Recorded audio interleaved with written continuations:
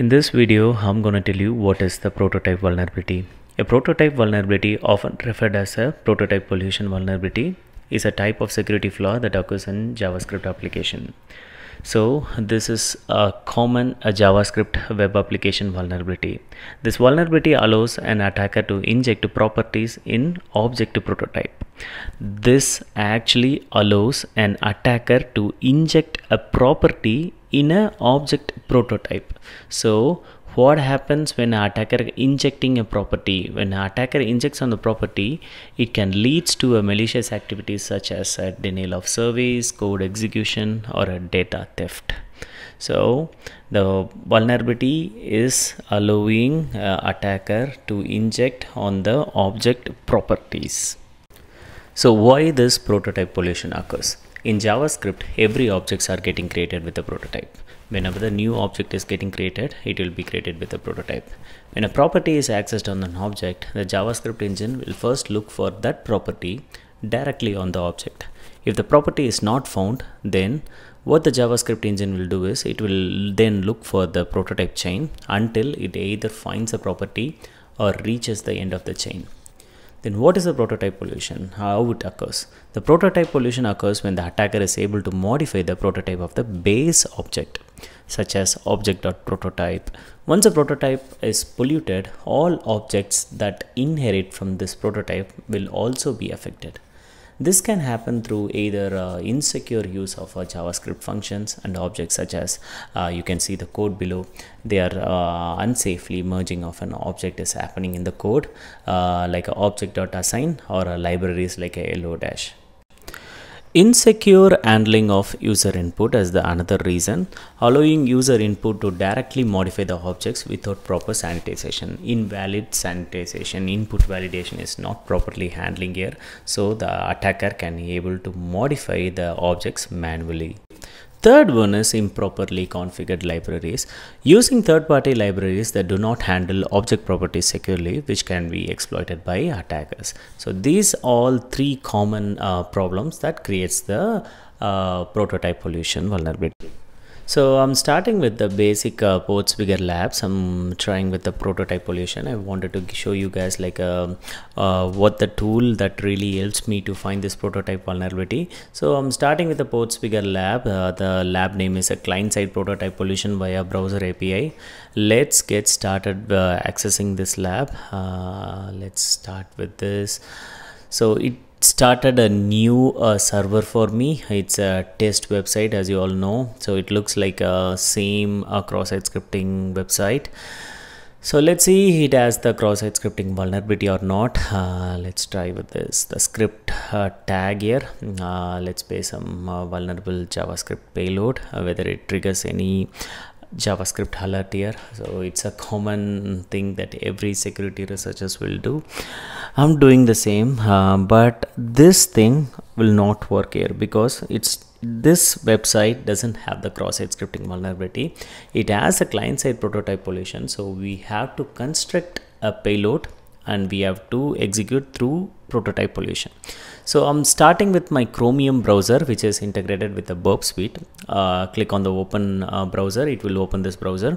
So I'm copy pasting the same web server that created via Burp Suite Labs.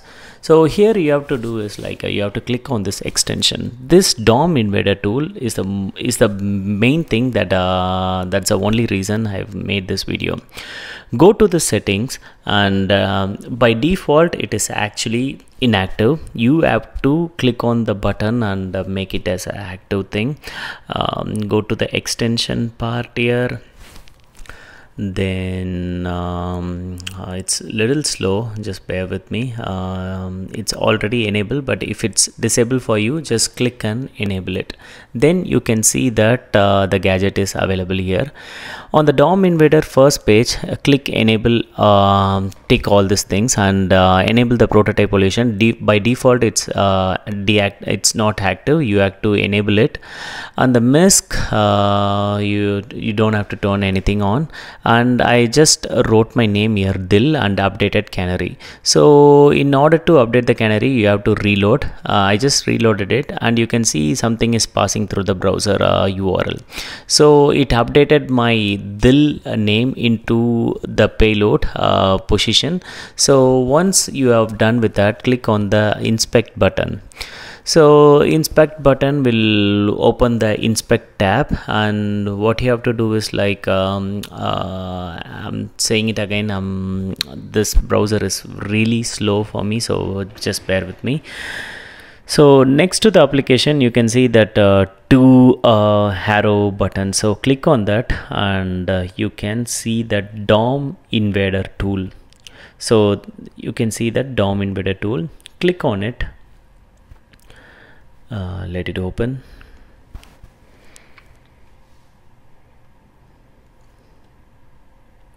So what happens is this application, this tool helps you to find what is the exact prototype pollution happening in the code. So the client side code, it will find the vulnerability and the vulnerable location here. Then what you have to do is like you have to go click on scan on the gadgets. So click on scan on gadgets. So it will inject a payload into the application. It will do a quick scanning kind of thing. So as you can see, this is actually scanning the application now. It's 35% completed, 43, 57, 61, 65,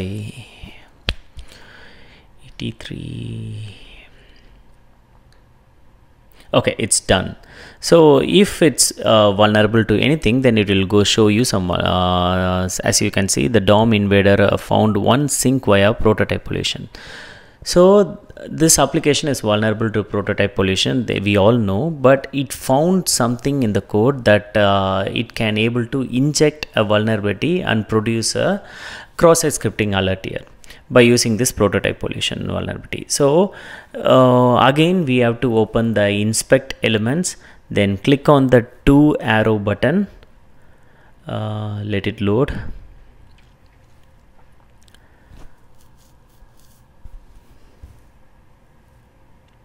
DOM Invader,